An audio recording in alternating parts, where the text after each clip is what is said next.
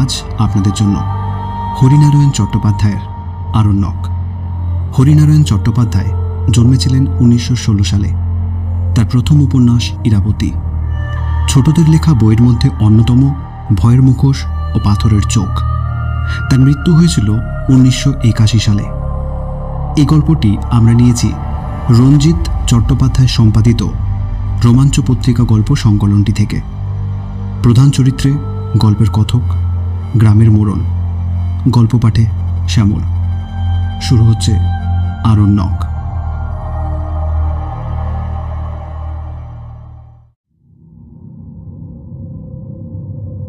যুক্তির আতশকাচ দিয়ে সবকিছুর বিশ্লেষণ সম্ভব নয়। ইন্দ্রিয়গ্রাহ্য জগৎ যেমন আছে, তেমনি আছে অতীন্দ্রিয় জগৎ। সে জগতের সবকিছু বিচিত্র। সবকিছু যুক্তির মাধ্যমে যাচাই করা চলে না। এই অতি প্রাকৃতিক জগৎকে গায়ের জোরে অস্বীকার যারা করে, তারা পৃথিবীর 12 আনা রহস্যের খোঁজ পায় না। অনেক সময় আমরা মনকে বোঝাই এসব চোখের ভুল, মনের ভুল, যা ঘটেছে নিছক কল্পনা অথবা মনের তৈরি মায়া। কিন্তু সঙ্গোপনে নিজের মনের মুখোমুখি যখন বসি, তখন এসব অবজ্ঞা করা দুরূহ হয়ে ওঠে। বনিতা ছেড়ে আসল ঘটনার কথা বলি। রায়পুর থেকে 36 মাইল পশ্চিমে আধা শহর, নাম খুরশিদগড়। আধা শহর বলছি এই জন্য, পাকা রাস্তা আছে, গোটা কয়েক অফিস, একটা পেট্রোল পাম্প, মোটরের কারখানা। পাকা রাস্তার পরিধি পার হলেই নিবিড় জঙ্গল, ছোট ছোট টিলা। কিছুটা অঞ্চল সংরক্ষিত সরকারি বন বিভাগের। প্রথম এসেছিলাম বছর 10 আগে এক টিম্বার কোম্পানির প্রতিনিধি হিসেবে। কাজ বিশেষ কিছু নয়, জঙ্গলে কাটা কাঠের হিসেব রাখতে হতো। 2 জন কর্মচারী, মাসান্তে তাদের মাইনে দেওয়া। অবসর সময়ে শিকার। শিকারের হাতেখড়ি হয়েছিল উড়িষ্যার জঙ্গলে।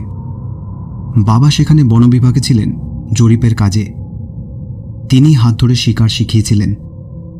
প্রথমে সাম্বার, অ্যান্টিলোপ, তারপর বন্যবরাহ, শেষকালে লেপার্ড। নিজের দক্ষতার উপর বেশ আস্থা হয়েছিল। এদিক ওদিক থেকে শিকারের জন্য ডাকও আসত। তারপর খুরশিদগড়ে আবার যখন এলাম, তখন আমার পদোন্নতি হয়েছে। এক বিশ্বজোড়া পেট্রোল কোম্পানির আমি ভ্রাম্যমাণ পরিদর্শক। বড় শহর বদলায়, তার রাস্তাঘাট, বাড়িবাগান কয়েক বছর অন্তর নতুন রূপ পাল্টায়।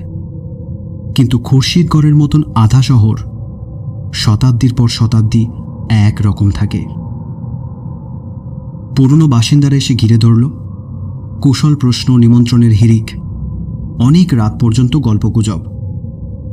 আড্ডা ভাঙবার মুখে আদিবাসীর দল এসে দাঁড়াল। খালি গা, পরনে লেংটি, চুলে পালক গোজা, কারো কারো হাতে টাঙ্গি আর বর্ষা। এদের বাস জঙ্গলের মধ্যে, ঝর্ণার ধারে। রাস্তা তৈরির কাজ করে, মেয়ে পুরুষ দুজনেই। সারা বছর এই কাজ থাকে না, বিশেষ করে বর্ষাকালে। তখন এরা জঙ্গল সাফ করে, চাষবাস করে, হরিণ কিংবা পাখি শিকার করে আগুনে ঝলসে খায়। বাবু, তুই এসেছিস, এবার বাঁচা। মনে হলো চেনা লোক। 10 বছর আগে আমাকে দেখেছে। মুখ তুলে দেখলাম, ঠিক তাই, মোড়ল কথা বলছে। চুলে পাক ধরেছে, কিন্তু পেশি এখনো সতেজ, টান টান চেহারা। আগের বার বাঁচিয়েছিলি। এর আগে একবার চিতার উপদ্রব হয়েছিল। এদের ছাগল মুরগি তুলে নিয়ে যেত।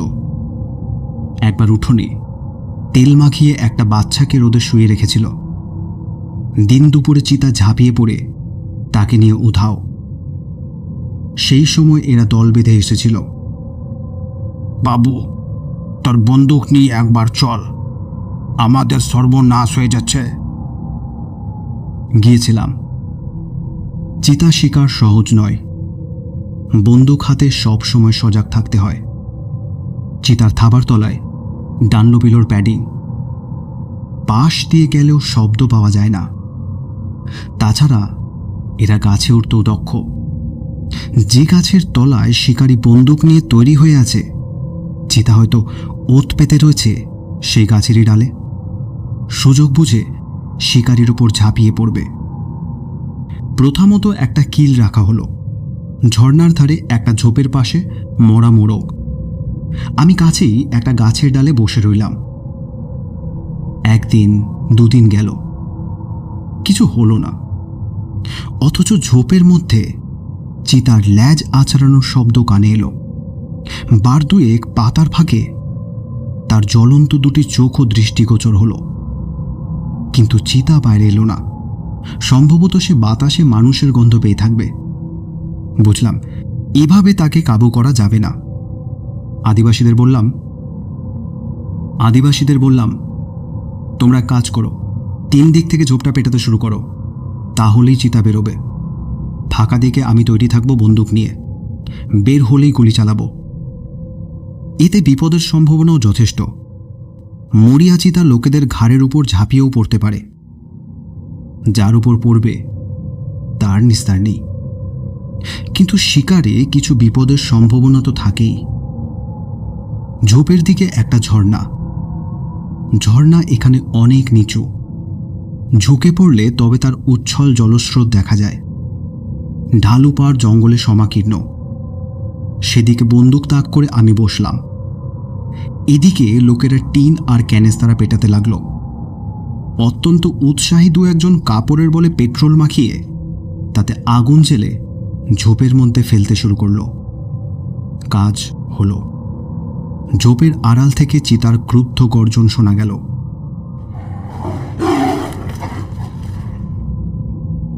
প্রায় ঘণ্টাখানেক পরে ঝোপের মধ্যে একটা তীব্র আলোড়ন।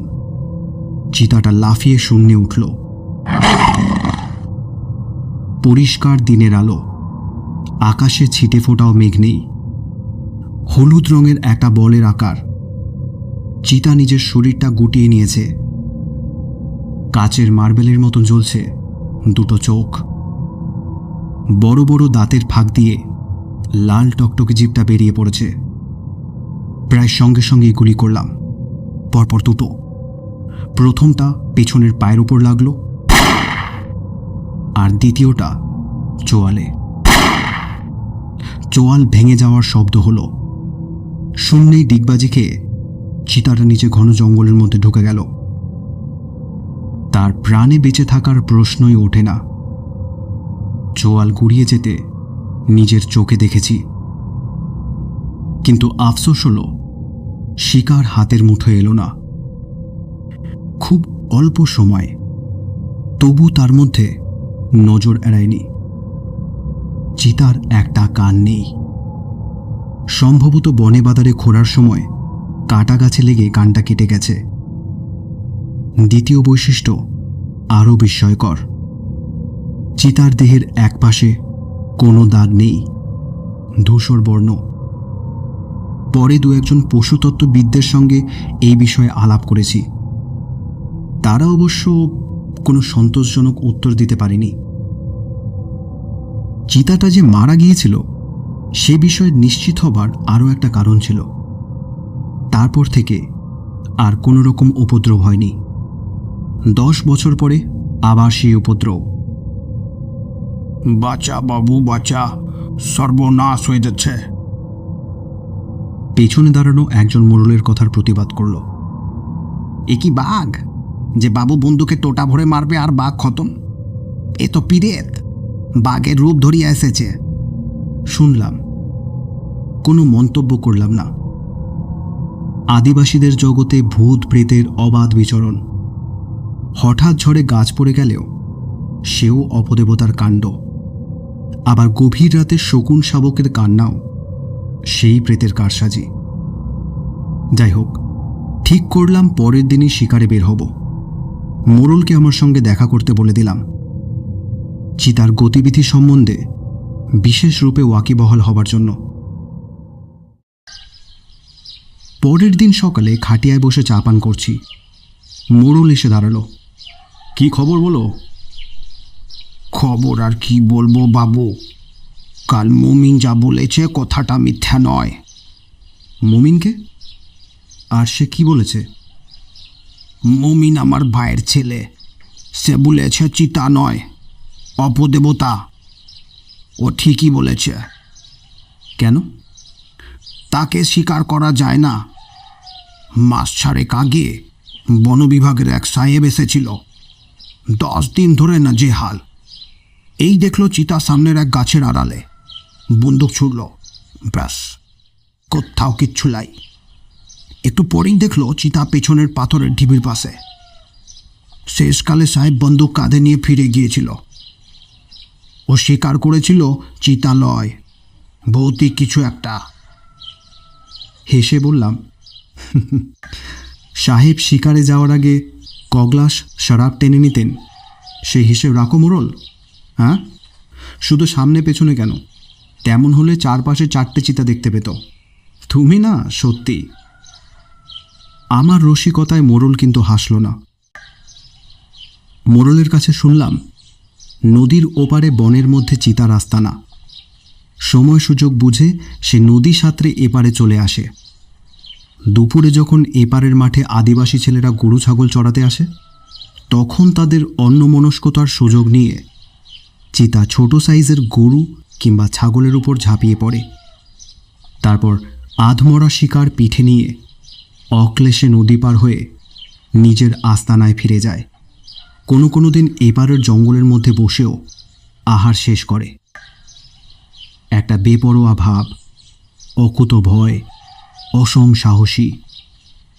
হলুদ বর্ণের এই অগ্নিশিখা আশেপাশের সকলের কাছে আতঙ্ক।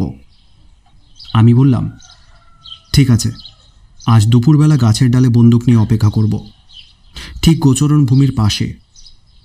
হয়তো কয়েকদিন অপেক্ষা করতে হবে, কিন্তু এছাড়া তো আর কোনো পথ দেখছি না।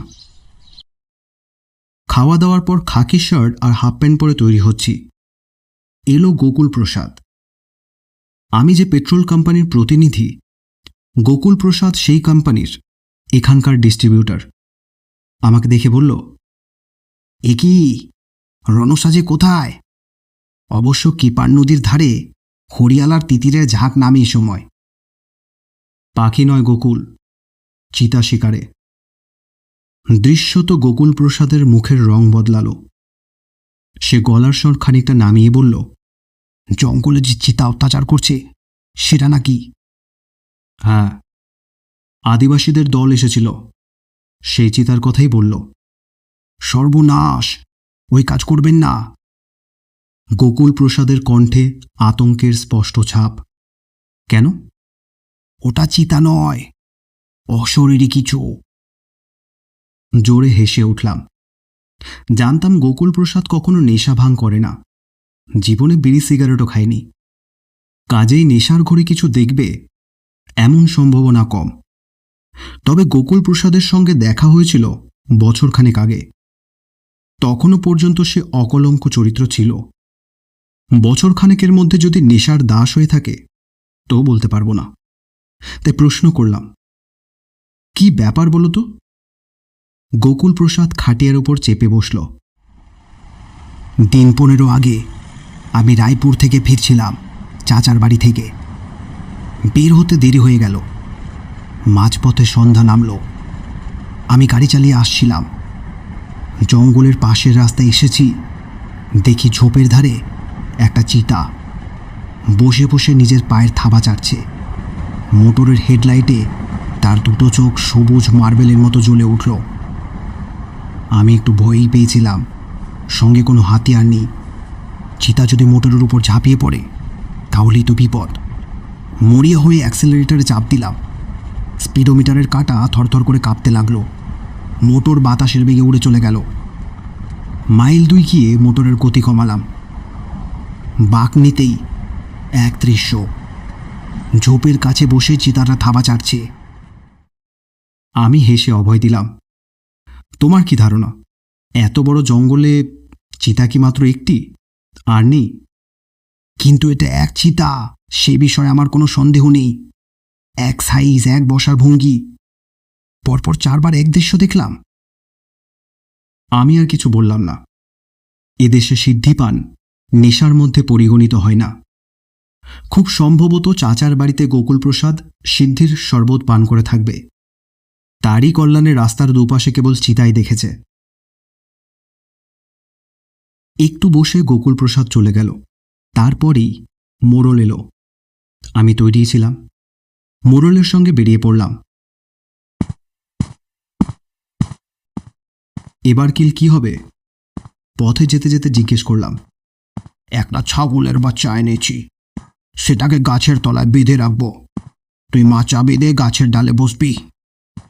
এমন অবস্থায় সন্দেহ প্রকাশ করলাম, কিন্তু চিতার পক্ষে গাছে ওঠা মোটেই অসুবিধাজনক নয়।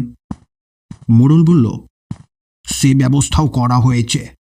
তুই গাছে উঠে গেলে ওর তলায় জঙ্গল থেকে কাটা গাছ এনে রেখে দেব। কাটা গাছ দেখলে বাঘ এদিকে ঘেঁষে না। আয়োজন অবশ্য ভালোই, কিন্তু কোনো কারণে বিপদের সম্মুখীন হলে দ্রুত গাছ থেকে অবতরণ করার পথ বন্ধ। আমি শুধু মোড়লকে জিজ্ঞাসা করলাম, আচ্ছা, যে গাছে মাচা বাঁধা হবে তার আশেপাশে অন্য গাছ আছে? মোড়ল মাথা নাড়ল, না। আমার এই প্রশ্ন করার উদ্দেশ্য, চিতাটা পাশের কোনো গাছে উঠে আমার উপর ঝাঁপিয়ে পড়তে পারে কি না। যখন মাচার কাছে গিয়ে পৌঁছালাম তখন দুপুরের রোদ স্তিমিত।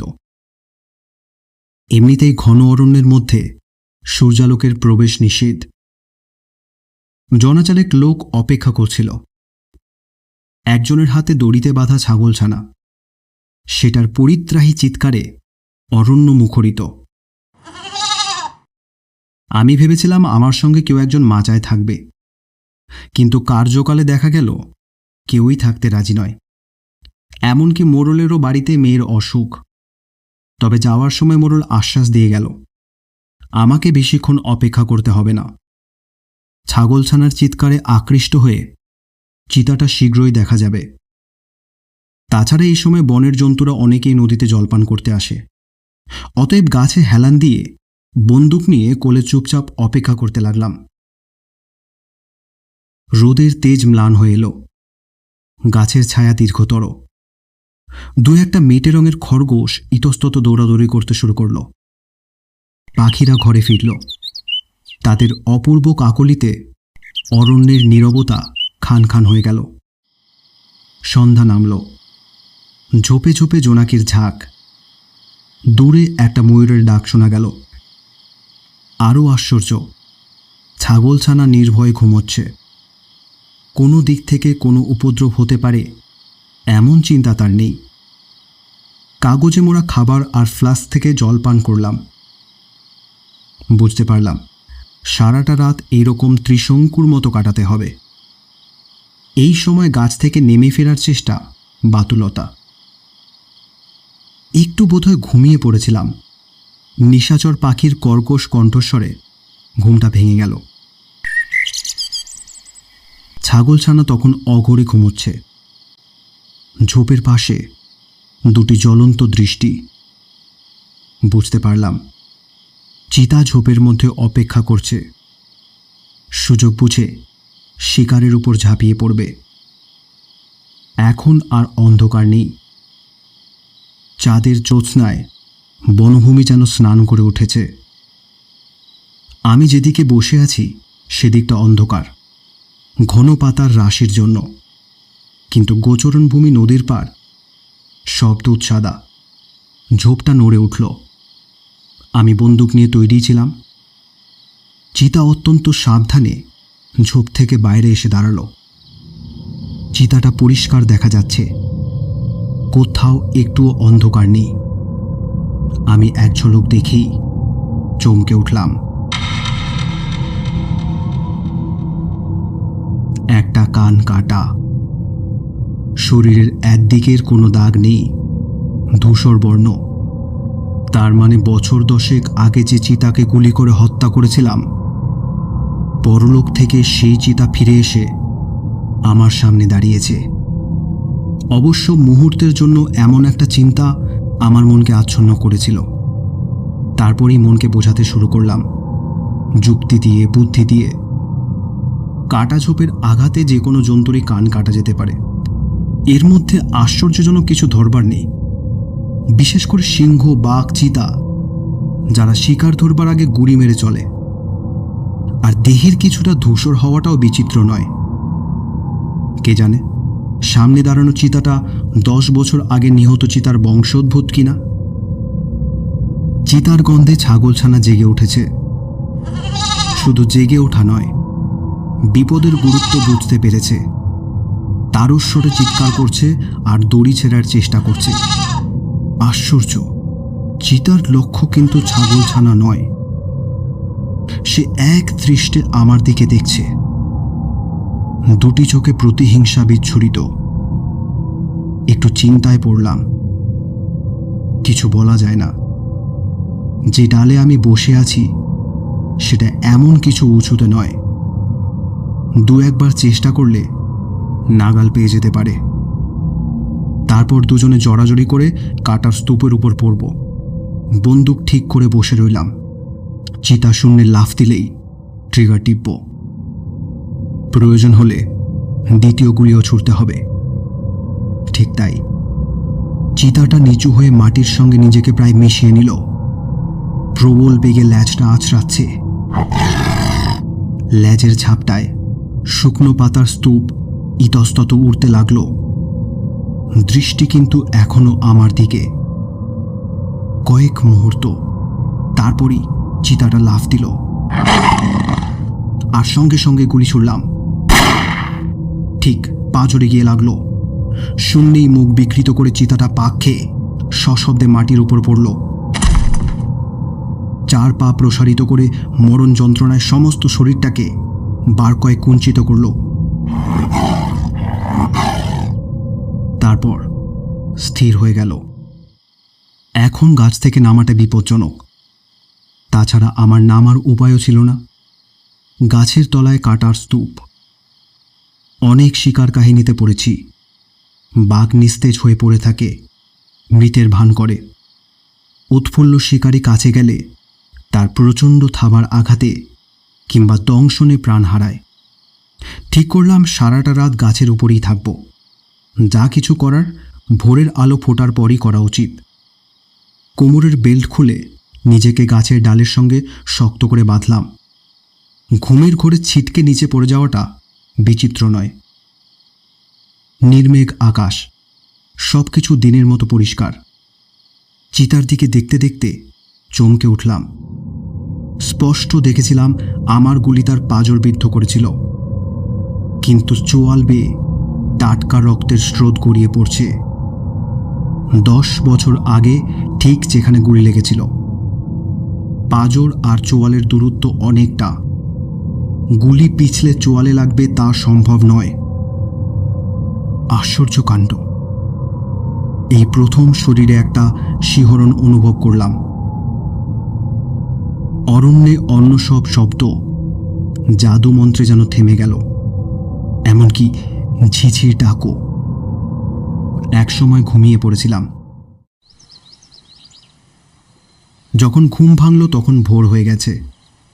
চারিদিকে পাখির স্বর শোনা যাচ্ছে। সামনের দিকে চেয়েই চমকে উঠলাম। কোথাও চিতা নেই, অথচ ছাগলছানাও উধাও। অলৌকিক ব্যাপার।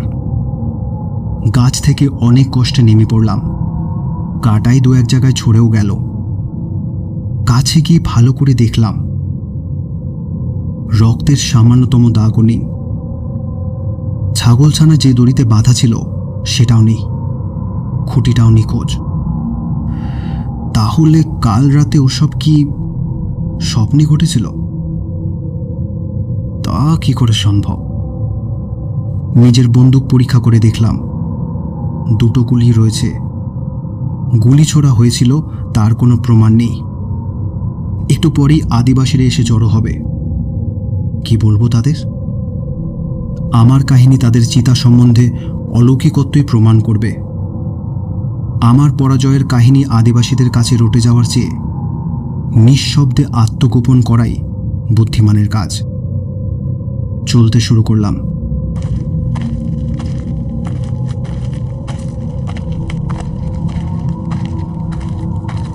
একটু চলতেই মনে হলো পিছনে কে যেন আমাকে অনুসরণ করছে গোপনে। পিছন ফিরে দেখেই থমকে দাঁড়ালাম। চলার শক্তিও কে যেন চুরি করে নিল। গাছের আড়ালে সেই চিতা, দুটি চোখে আগুনের ঝলক, চোয়াল আর পাঁজর দিয়ে রক্ত ঝরছে। আহত চিতা কি আমাকে অনুসরণ করছে? কিন্তু বন্দুকে দুটো গুলি যখন অটুট, তখন চিতা আহত হলো কিভাবে? বন্দুক তুললাম। মনে হলো ভোরের কুয়াশার মধ্যে চিতা যেন মিলিয়ে গেল। একবার নয়, এক দৃশ্য বারবার, 3 বার, কখনো সামনে, কখনো পাশে, কখনো পিছনে। অগ্নিঝরা দৃষ্টি দিয়ে আমাকে জরিপ করতে করতে চিতা চলেছে। তারপর অনেক দিন কেটে গেছে, বয়স হয়েছে, শিকার করার শক্তি আর নেশা কোনোটিই নেই। প্রায় অবসর জীবনযাপন করছি। মাঝে মাঝে রায়পুর অঞ্চলের বন বিভাগের কয়েকজন দেখা করতে আসে। সকলের মুখেই এক কাহিনী, কাটা কান আর রক্তাক্ত দেহ নিয়ে যে চিতাকে প্রায় রাতের অন্ধকারে দেখা যায়, তাকে বধ করা কোনো শিকারীর পক্ষেই সম্ভব নয়।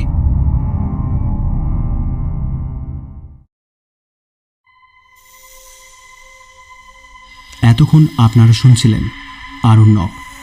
গল্পটি ভালো লাগলে একটি লাইক অবশ্যই করবেন। গল্পটি কেমন লাগলো কমেন্টস করে জানান। চ্যানেলে নতুন হলে চ্যানেলটিকে অবশ্যই সাবস্ক্রাইব করবেন। আমরা 1000 সাবস্ক্রাইবারের অনেক কাছে, তাই প্লিজ চ্যানেলটাকে সাবস্ক্রাইব করে আমাদের 1000 সাবস্ক্রাইবার কমপ্লিট করে দিন। অসংখ্য ধন্যবাদ গল্পটি শোনার জন্য। আজ চলি, সবাই ভালো থাকবেন। পরের গল্পে আবার দেখা হচ্ছে।